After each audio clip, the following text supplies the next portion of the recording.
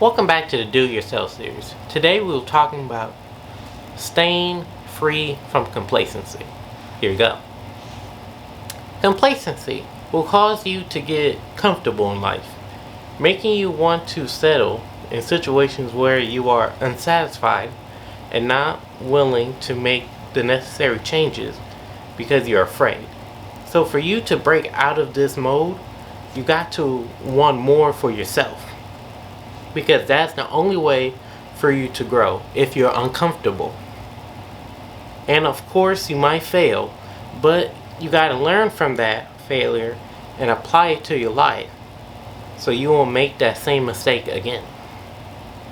And at the end of the day, you can say you tried something rather than try nothing at all and stay the same.